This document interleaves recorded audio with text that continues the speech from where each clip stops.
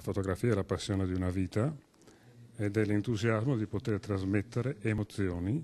Emozionare è questo lo scopo di un centinaio di scatti di Antonio Zuccon in mostra nella prestigiosa sede di Cade e Carraresi. Luoghi di storia, di memorie. È il Friuli dei piccoli borghi, Erto, Casso e Fagagna con le sue cicogne.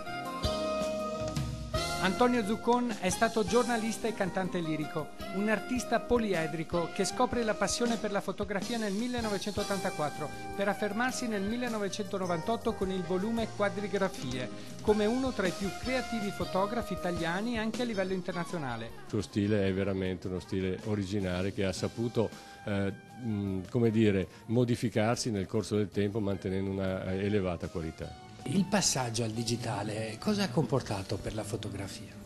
Facilità di realizzare le opere, di poterne realizzare di più, con minori costi. Utilizzando le nuove tecnologie sicuramente si hanno dei passaggi migliori, sia da un punto di vista tecnico che anche da un punto di vista artistico. Erto e Casso, che compongono la seconda sezione della mostra, sono scorci che pulsano di vita e lasciano riscoprire la bellezza selvaggia di quei luoghi descritti anche da Mauro Corona, ritratto in una delle foto esposte. Sono il volto del Vajont a 50 anni dalla tragedia del 9 ottobre 1963.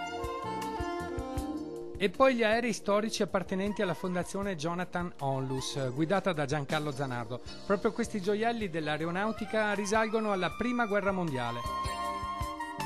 Ed infine la parte più suggestiva con le cicogne di Fagagna, uno dei borghi più suggestivi d'Italia, per incantare tanti appassionati di fotografia e di bellezze paesaggistiche.